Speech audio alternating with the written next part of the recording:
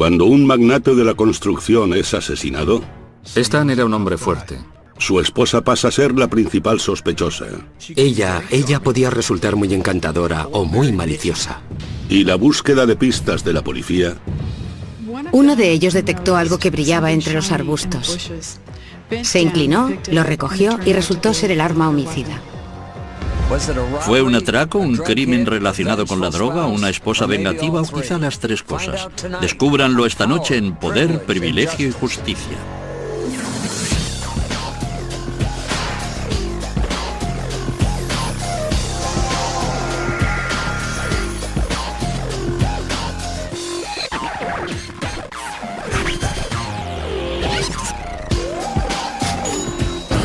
Crímenes imperfectos, ricos y famosos. Vicios de Miami.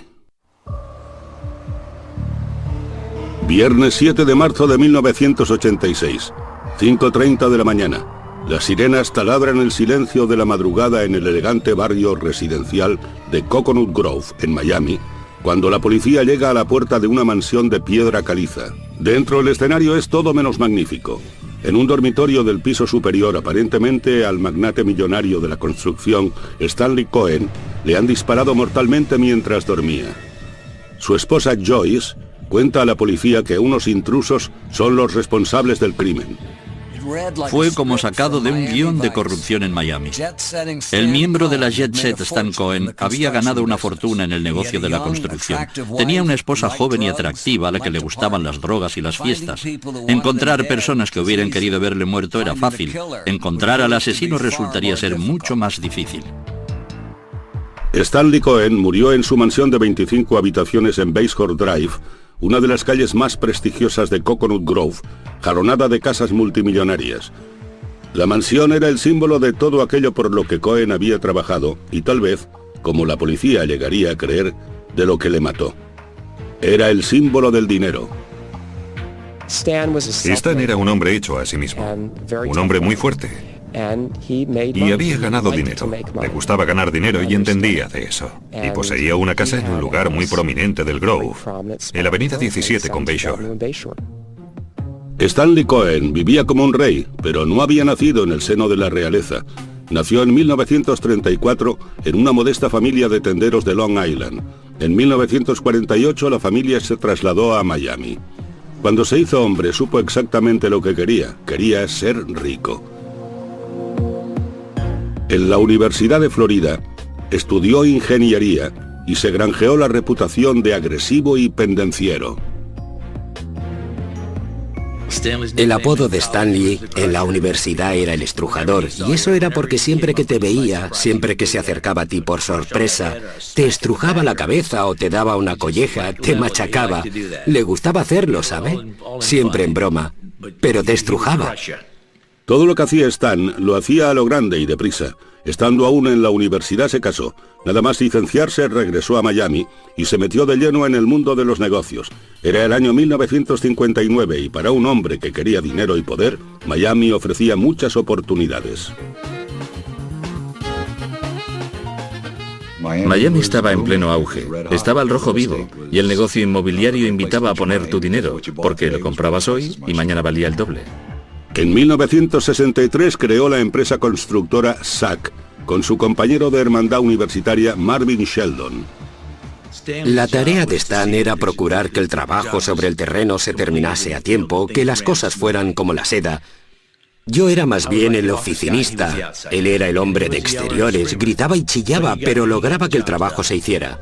El suyo era un estilo más propio de una obra en construcción que de una suite de luna de miel. Hacia mediados de los 60, Stan se había divorciado y vivía en una ostentosa zona habitada por solteros en Coconut Grove. El Grove era un refugio para artistas y bohemios acaudalados, una comunidad en la que la gente creía en la buena vida. Una ciudad pequeña, artistas a la orilla del mar, buenos restaurantes, buenos bares pequeños. Y la clase de gente que vive allí, ¿sabe? Todo el mundo era tolerante, simpático. En aquella época muchos de nosotros éramos solteros y creamos una especie de vínculo. Pasábamos muchísimo tiempo juntos, bebíamos mucho y nos corríamos muchas cuerdas. A principios de los años 70, la empresa constructora de Stan le había hecho varias veces millonario, y aunque era una figura destacada en la escena social de Coconut Grove, su vida personal era un desastre. Se había metido precipitadamente en 3 matrimonios, y con 3 divorcios a sus espaldas, volvía a llevar la típica vida de soltero. Hasta que en 1974 conoció a Joyce McDillion, de 24 años, que recientemente se había mudado a Miami desde Chicago. En realidad no tenía familia ni lazos en ninguna parte y me gustaba el sol. Aquello era bonito y quería empezar de nuevo en alguna parte. Creo que fue bueno para mí. Joyce conoció a Stan 17 años mayor que ella cuando trabajaba para un promotor. Él era el contratista general en aquella obra y empezamos, no sé, a charlar y después a comer juntos y bueno, fue así como nos conocimos. Joyce era callada e insegura. Stan era seguro de sí mismo y poderoso. En menos de un año se prometieron. Se enamoraron y se casaron. Stanley no tardaba mucho en enamorarse o en casarse. Pero Stan no quería casarse en Miami. Otra vez no.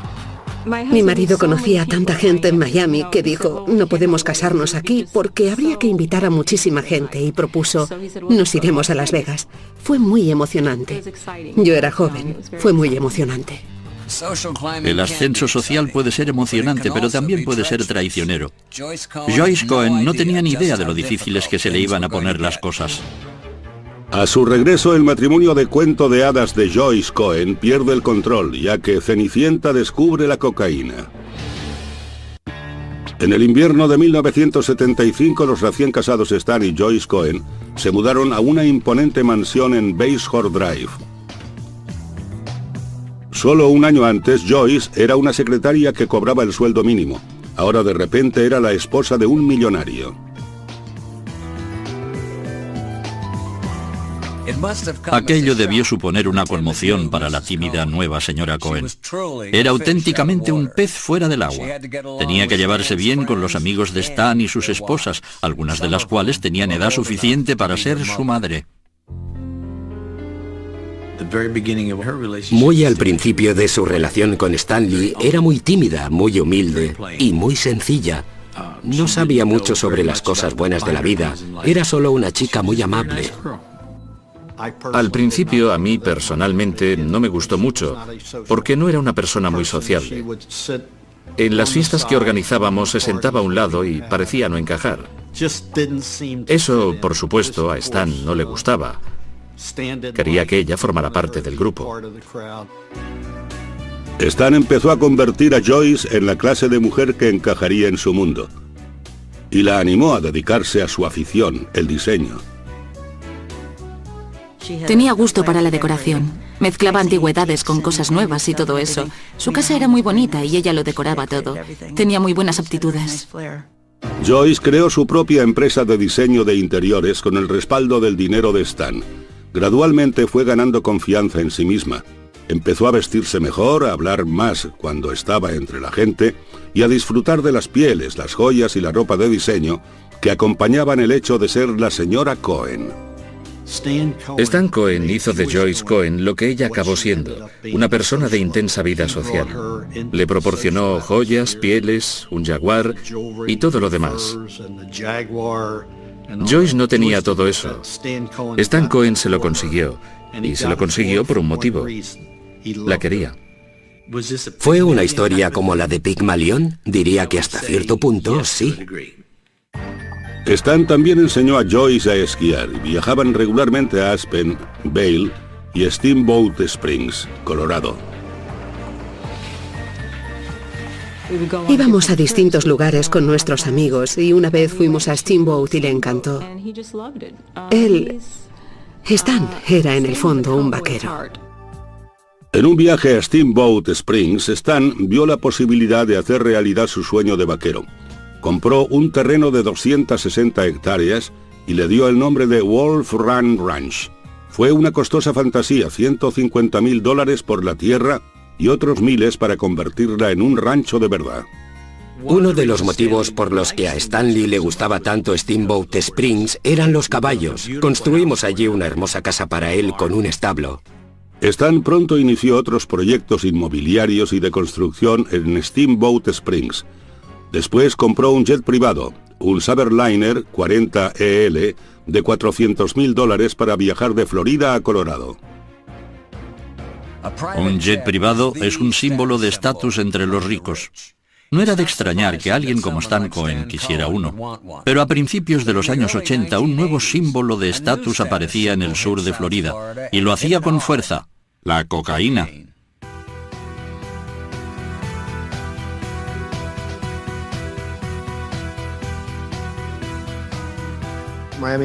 Miami estaba plagada de droga. Era casi una moda. Era casi como el combinado o la cerveza que se tomaba en las fiestas de fútbol de la universidad. Había rayas de coca sobre la mesa de café. Y quien quería esnifarla, lo hacía. Sabía que mucha gente lo hacía. Entrabas en el baño y encontrabas billetes de $1 enrollados y decías: alguien se lo está pasando bien aquí. Joyce y Stan también se lo pasaban bien con la cocaína. Stan me lo dijo. Resulta que una noche, cuando vi que no tomaba nada, le dije: oh, no estás tomando nada, deja que vaya a buscarte una copa. Y me dijo: no he tomado coca y estoy exactamente donde quiero estar. Bien, vale, si es así, está bien. Era como una droga social, mucha gente la consumía, nosotros tomábamos cuando íbamos a alguna fiesta o algún sitio, y pasó a ser como algo obligado socialmente, como cuando la gente se fumaba un porro o algo así. El hecho de que la cocaína fuera ilegal era como un estímulo añadido en la escena social de Coconut Grove, pero con la cocaína llegó algo más: la delincuencia.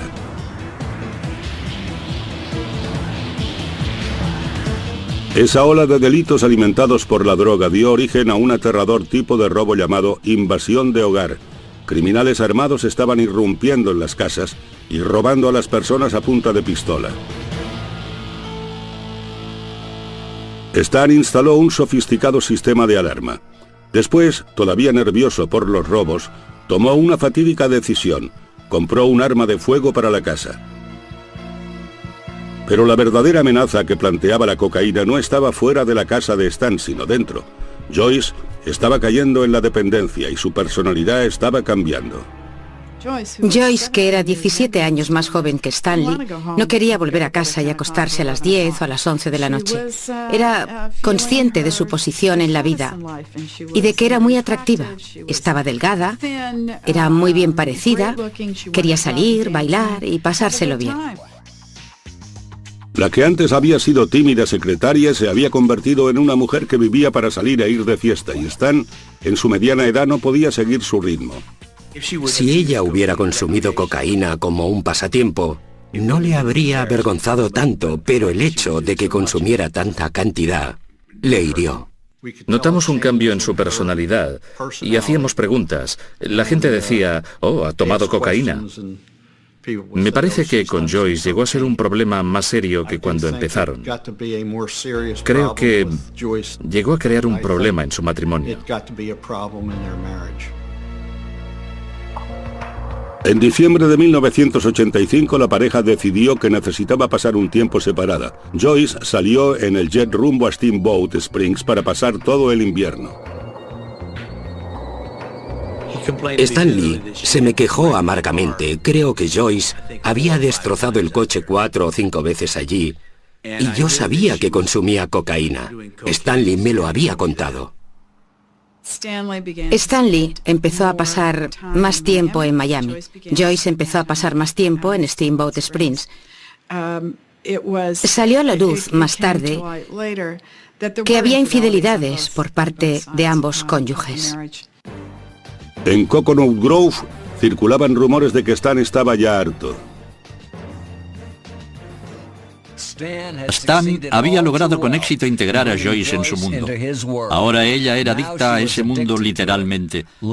Su matrimonio estaba al borde del abismo y Stan y Joyce se hallaban en una peligrosa encrucijada. Lo que Stanley dijo a Joyce fue: saldrás de este matrimonio tal como entraste, sin nada. Divórciate de mí y no sacarás nada. A nuestro regreso, un turbulento matrimonio llega a un violento final.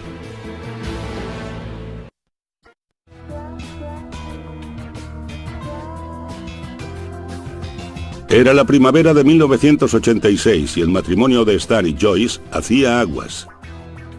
Un hombre rico de mediana edad se casa con una mujer pobre pero bella y más joven. Añadan la cocaína, las fiestas y las infidelidades y obtendrán la receta del desastre. Era solo cuestión de tiempo que algo sucediera. Joyce había pasado el invierno en su rancho de Steamboat Springs, mientras Stan permanecía en Miami. En marzo de 1986, Joyce regresó a la casa de Coconut Grove. Desde fuera parecía que el matrimonio volvía a ir por buen camino. Todo el mundo discute. Todo el mundo tiene días en que dice, oh, Dios mío, ¿sabe? Por lo que yo veía, su matrimonio no distaba mucho del mío, o del de cualquiera. Cualquiera que lleve casado 10 años. Yo estoy segura de que esa mujer diría unas cuantas veces, voy a pedir el divorcio, ¿sabe? Los matrimonios no son perfectos. Si realmente había algún problema, yo no lo sé.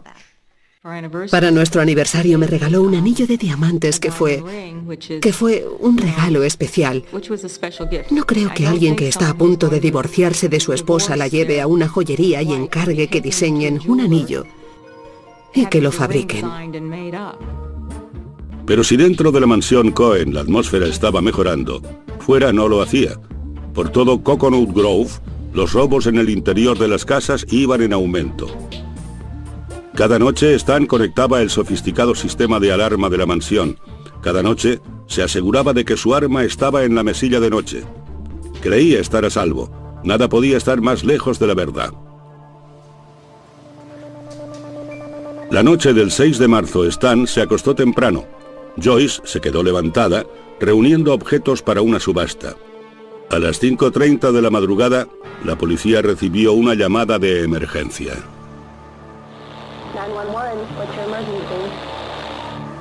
Joyce Cohen había llamado al 911 histérica diciendo, ha pasado algo, mi marido está herido. La policía llegó enseguida. La puerta principal estaba abierta. Habían destrozado la puerta posterior de cristal que daba a la cocina. Y su marido yacía muerto en la cama con 4 disparos de arma de fuego en la nuca. Stan yacía de bruces y desnudo sobre la cama. Los sanitarios intentaron sin éxito reanimarle y la policía se dispuso a examinar el escenario del crimen. A las 6:30 de la mañana se llevaron a Joyce a la comisaría para interrogarla. Joyce dijo a la policía que a las 11:30 de la noche oyó ruidos extraños fuera. Preocupada, fue a despertar a Stan. Stan se levantó con la intención de sacar el arma del cajón. Yo le dije, ¿por qué lo haces? Y él dijo, bueno, déjame ir solo a comprobar qué pasa. Y salió al exterior, dio la vuelta a su coche o a su todoterreno, volvió a entrar y me dijo, no pasa nada, y después volvió a la cama. Había dejado el arma sobre la mesilla de noche. Yo le pregunté por qué no la guardaba y dijo, no, tú déjala ahí. Joyce dijo que no había vuelto a conectar el sistema de seguridad porque iba de un lado a otro de la casa y no quería activar el sensor de movimiento. Declaró que alrededor de las 5 volvió a oír ruidos, esta vez dentro de la casa. Pude ver desde el otro lado del pasillo que había alguien que salía por la puerta y dijo algo así como, larguémonos de aquí. Pero no vi a ninguna otra persona. Solo vi a una persona. Fue entonces cuando subí corriendo y encontré a Stan. La policía tomó muestras para ver si Joyce tenía residuos de pólvora encima y continuó interrogándola. Al final las preguntas pasaron a ser más personales. Empezaron a hacerme preguntas como, ¿cuándo tuvo relaciones sexuales por última vez con su marido? Entonces fue cuando les dije, ¿por qué me preguntan eso? Y a partir de ese momento ya no quise hablar con ellos. Solo quería volver a casa y dormir. Joyce interrumpió bruscamente el interrogatorio y exigió hablar con su abogado. También exigió que la policía abandonara su casa. Llevaban 2 o 3 horas en la casa realizando su investigación. Llamaron a la casa, hablaron con el agente al mando y dijeron que salgan todos de la casa. Tendremos que obtener una orden judicial para poder volver a entrar en ella. El abogado de Joyce creyó que no eran las pruebas del asesinato lo que preocupaba a Joyce, sino las pruebas de la presencia de drogas. Me enteré de que podía haber cocaína en su casa. Y la policía quería volver a entrar en la casa después de que, al no llevar orden judicial, se les dijo que se fueran. Querían que ella les diera su consentimiento. Ross quería que la policía prometiera no juzgar a Joyce por posesión de drogas, a cambio de que ella les diera acceso a la casa. Les dije, pueden llamar a cualquiera de los ayudantes del fiscal del estado si me aseguran que, si encuentran cocaína en la casa, no imputarán a la señora Cohen. Si me hubieran dicho que sí, habría aceptado con gusto que efectuaran el registro. Hasta entonces, Alan se negaba a permitirles volver a entrar. Mientras las horas pasaban, el escenario del crimen se deterioraba y, entre tanto, el cuerpo de Stan Cohen seguía en el interior.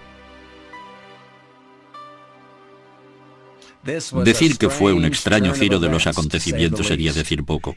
A los investigadores se les niega el acceso al escenario del crimen y lo hace la esposa de la víctima. ¿Tenía miedo de que encontraran drogas o temía que encontraran algo más? A nuestro regreso, la policía descubre pruebas incriminatorias en el jardín delantero de los Cohen. 7 de marzo de 1986, 8:30 de la mañana. 3 horas después de haber sido llamados al escenario de un asesinato, la policía esperaba una orden de registro, ya que Joyce Cohen y su abogado les impedían la entrada en la mansión. Dado que el cuerpo de Stan Cohen seguía dentro, el tiempo era esencial. Los investigadores saben que los crímenes se resuelven con más facilidad en las horas inmediatamente posteriores. Cada minuto que pasa otorga más ventaja al criminal con respecto a la investigación. La policía tuvo que esperar horas antes de poder llevar a cabo la investigación del escenario del crimen dentro de la casa. Pero aunque la policía de Miami no podía entrar en la mansión Cohen sin una orden judicial, tenía libertad para buscar fuera. Uno de ellos detectó algo que brillaba entre los arbustos. Se inclinó, lo recogió y resultó ser el arma homicida, el arma que se empleó en el asesinato. Así fue como pasó.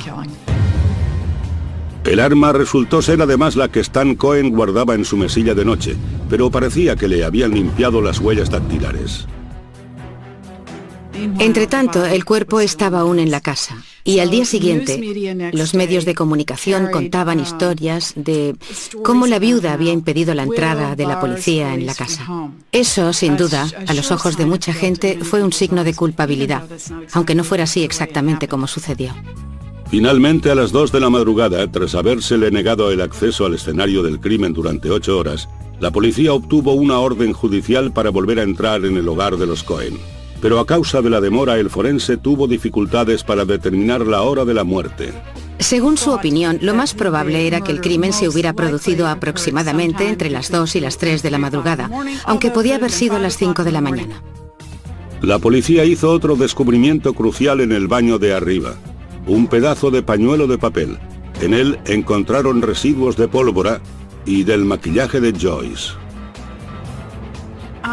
En la mañana de autos, la policía pasó un algodón por las manos de Joyce Cohen en busca de residuos de pólvora y los encontró. Los hallazgos parecían sustentar lo que los investigadores habían sospechado desde un principio. Siempre resulta sospechoso que desde el primer momento a la afligida esposa le preocupe más que la policía registre su casa a que puedan llegar a incriminarla. Por lo tanto, desde el primer instante era normal que Joyce Cohen despertara sospechas. El inspector del caso prácticamente anunció que iban a resolverlo de inmediato, y creo que ya en ese momento pasé a ser su blanco. Pero la policía consideraba que todavía no tenía suficientes pruebas para arrestar a Joyce, aunque estaban seguros de que estaba involucrada. La teoría policial era que Joyce había matado a Stan, temiendo que un divorcio la dejara sin un céntimo y la privara de su recién adquirido estatus. Joyce era una persona que llevaba mucho tiempo dándose buena vida. Se desplazaba en jet y acudía a fiestas en los lugares más bonitos, alternaba con la alta sociedad de Miami y también de Colorado, e iba a perderlo todo. Iba a ser echada de la casa sin nada. Joyce y sus amigos tenían una versión distinta. Yo pensé que habría sido algún trapicheo de drogas que había salido mal, o que Stan había molestado a alguien a quien no debía molestar. Era un hombre que nunca había estado vinculado a nada peligroso. No tenía un círculo de amigos, ni un trabajo en el que estuviera en peligro. No tenía negocios sucios. Creo que tuvo algo que ver con sus transacciones. Él había dicho que iba a ganar mucho dinero y que se iba a retirar, ¿sabe? Pronto. Al parecer, había indicios de que estaba blanqueando dinero con la droga. No sé, pero creo que eso tuvo algo que ver con su muerte. Pero en menos de una semana, la policía encontró otra prueba forense que incriminaba a Joyce. Había pedazos de pañuelo de papel, pedazos de pañuelo en la pistola que se consideraba el arma homicida, lo que parecía indicar que la habían limpiado. Y la policía logró relacionar esos pedazos del arma con el pañuelo de papel encontrado en el escenario del crimen. Es un papel similar al del pañuelo hallado en la papelera del cuarto de baño de Joyce, en el que había moco suyo. También había bismuto, un elemento presente en los cosméticos, y también una marca del retroceso del arma. Usaron esa prueba para decir, lo que sucedió fue lo siguiente. Joyce Cohen sacó un pañuelo de papel, se limpió la nariz y la cara, y así fue como el moco nasal y el maquillaje pasaron al pañuelo. Después cogió ese pañuelo, vio el arma en el suelo junto a la cama, la limpió y la arrojó por el balcón, y después escondió ese pañuelo de papel.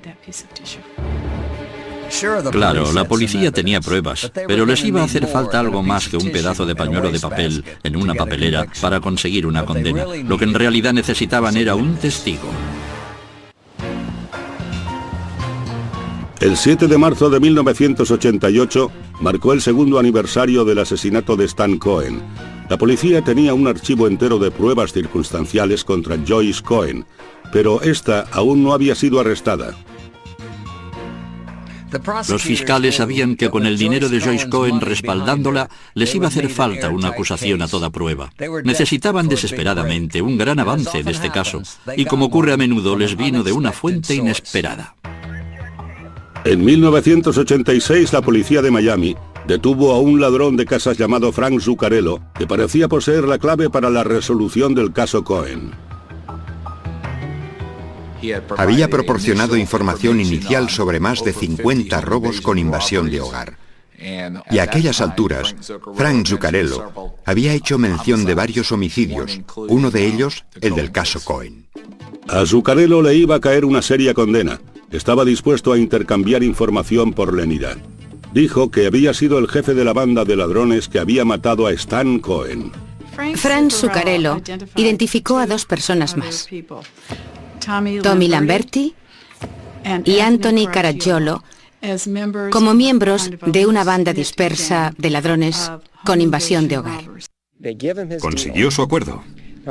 Dicho acuerdo garantizaba que a cambio de un testimonio veraz, se declararía culpable de 2 de los robos con invasión de hogar que había confesado, y que ellos coordinarían las diligencias con el condado de Broward, etc. De ese modo, cumpliría menos de 2 años de condena. A cambio del trato, Zuccarello contó a la policía una historia que dejaba a Joyce Cohen como una codiciosa asesina. Ellos frecuentaban los clubes nocturnos, las salas de fiestas de Coconut Grove, y allí fue donde tuvieron la oportunidad de conocer a Joyce Cohen. Según Frank Zuccarello, Joyce Cohen los contrató a los 3 para orquestar un robo falso, llevarse joyas, etc. Ella pensaba reclamar a la aseguradora y después repartirse el dinero con ellos. Dijo que después el plan pasó a ser de asesinato y que lo que Joyce quería que hicieran en realidad era asesinar a su marido. Zuccarello falló en varias pruebas del polígrafo y cambió su versión más de una vez. No obstante, la policía le creyó. Según Zuccarello, el ejecutor fue Anthony Caracciolo, en ese momento en prisión por otros cargos de robo. En octubre de 1987, Caracciolo fue acusado del asesinato de Stan Cohen, pero Caracciolo lo negó todo. De repente empezaron a hablarme del asesinato de Cohen y les dije, ni siquiera sé de qué me están hablando. Yo no conocía a Joyce Cohen, nunca la había visto y hasta hoy nunca he estado en la misma habitación que ella. A pesar de las contradictorias versiones, los fiscales siguieron adelante. En octubre de 1988, por fin, estuvieron preparados para acusar a Joyce Cohen de asesinato. Frank Zuccarello presentó una historia aceptable. Una vez escucharon su historia, la llevaron ante el gran jurado y consiguieron un enjuiciamiento. Bastante sencillo. El 23 de octubre de 1988, el gran jurado acusó a Joyce Cohen de asesinato en primer grado por conspirar para matar a su marido. Si se la condenaba, podía ir a la silla eléctrica. El ascenso de Joyce Cohen había sido rápido. Su caída fue aún más impactante. Pero los casos de conspiración son tremendamente difíciles de demostrar para los fiscales. Y este no iba a ser una excepción. El juicio de Joyce comenzó el 10 de octubre de 1989. Los fiscales comenzaron con el móvil de Joyce. En el juicio, la teoría del crimen presentada por los fiscales fue que el matrimonio estaba en crisis y las dos partes lo sabían. La señora Cohen quería poner fin a la unión, pero creía erróneamente que si se divorciaban, no podría mantener el tren de vida que el matrimonio le había proporcionado. Y por eso contrató asesinos a sueldo para matar a su marido. Pudimos dejar muy claro que Joyce y Stan estaban en proceso de divorciarse. Stan había dicho a Joyce que iba a marcharse tal como vino, sin nada. El principal testigo de la acusación, Frank Zuccarello, ocupó el estrado el 23 de octubre. Dijo, dense prisa, acaben de una vez. Quería a su marido muerto. Podía perderlo todo. Si se tramitaba el divorcio, no se llevaría nada. Zuccarello dijo al jurado que a Stan lo mataron a las 2:30 de la madrugada. Dijo que Joyce había pasado las 2 horas y media siguientes alterando el escenario del crimen para que pareciera un allanamiento de morada, hasta que por fin llamó a la policía a las 5:30. Establecer la hora de la muerte era absolutamente vital. Si a Stan lo mataron a las 2:30, Zuccarello estaba diciendo la verdad y Joyce era culpable. Si no sucedió hasta más tarde, la acusación del Estado estaba en serias dificultades. En su interrogatorio, el abogado defensor Alan Ross atacó la credibilidad de Zuccarello, poniendo de relieve sus delitos y mentiras previos ante el jurado. Le aplasté. El hombre estaba destrozado y creo que si entrevistaran a los miembros del jurado dirían que no le creyeron. Ellos no le creyeron. Pero el examinador médico del condado de Dade sustentó la versión de Zuccarello. Testificó que el asesinato había tenido lugar entre las 2 y las 3 de la madrugada. ¿Qué puede decir con una razonable certeza científica sobre si la muerte de Stanley Cohen se produjo alrededor de las 5:30 de la mañana? Diría que no se corresponde. ¿Y entre la 1:30 y las 3:30? Con esa franja horaria sí se correspondería. La defensa contaba con sus propios expertos, incluidos los sanitarios que intentaron reanimar a Stan 3 horas después de la muerte de Cohen, según sostenía la acusación. Los servicios médicos intentaron reanimar a ese hombre. Eso fue realmente lo que ocurrió cuando acudieron al escenario. Le pusieron los electrodos e intentaron reanimarle. Quiero elogiar a ese equipo médico. No eran estúpidos. No habrían intentado reanimar a un hombre que llevaba 3 horas muerto. Pero la acusación tenía otro testigo que apoyaba la idea de que Stan había muerto horas antes de que Joyce llamara a la policía. Alguien se presentó a declarar que había oído disparos en Coconut Grove en la mañana del 7 de marzo de 1986 y que el ruido procedía de la casa de los Cohen, y dijo que los disparos se produjeron entre las 2 y las 3 de la madrugada. La acusación tenía más pruebas contra Joyce. Había el pañuelo de papel hallado en el escenario del crimen. Y lo más incriminatorio de todo, los investigadores habían encontrado residuos de pólvora en las manos de Joyce. Puedo asegurar que el analista criminal que analizó los residuos de pólvora y testificó resultó muy convincente. Aquello fue muy perjudicial para ella. Y finalmente estaba la propia Joyce. La acusación la pintó como una drogadicta que había asesinado a su marido en un intento desesperado por conservar el dinero y la posición. La describieron como una persona dura, fría y mezquina, una especie de Cruella de Vil, ¿sabe? Y dijeron que había planeado, engañado, conspirado e ideado cómo deshacerse de Stan. La gente creyó que yo era algo que no era. Y no es que sea, bueno, perfecta, ni una gran persona, porque yo no opino eso de mí misma. Pero me describieron como una persona dura y enloquecida por la droga, y eso no era cierto. No era cierto en absoluto. La defensa contraatacó con una deposición de la estrella de country Tanya Tucker, que había entablado amistad con Joyce en Colorado. Tanya Tucker y Joyce Cohen pasaron una noche juntas, sentadas frente a la chimenea, bebiendo champán y esnifando coca. Intercambiaron confidencias, se lamentaron de las cosas tristes que había habido en sus vidas y crearon un vínculo aquella noche. Tucker declaró que Joyce le confió sus problemas conyugales, pero jamás dijo nada acerca de matar a Stan. Joyce no llegó a testificar. Su abogado defensor dijo que los hechos hablaban por sí solos. No me pareció que su testimonio fuera a aportar nada nuevo al caso. Todo lo que ella iba a decir se había planteado ya ante el jurado. En cualquier juicio, el testimonio de carácter es crucial. Puede determinar el móvil o convencer a un jurado de que el acusado fue capaz de cometer el crimen. La cuestión era, ¿a qué Joyce vería el jurado? ¿A la amante esposa de la alta sociedad de Coconut Grove? ¿O a la drogadicta y asesina desalmada? El 14 de noviembre de 1989, el caso de Joyce Cohen fue trasladado al jurado. Su vida estaba ya en sus manos. El juicio de Joyce Cohen por conspiración para cometer asesinato había durado 6 semanas. La acusación estaba decidida a demostrar que Joyce no podía parapetarse en su riqueza. Joyce estaba luchando para salvar su vida, y la alta apuesta de la batalla atrajo una tremenda atención por parte de los medios. En los años 80, los juicios por asesinato no eran precisamente insólitos en Miami. Pero este caso era distinto. Se trataba de una ama de casa guapa, joven y rica, acusada de disparar a su marido a sangre fría.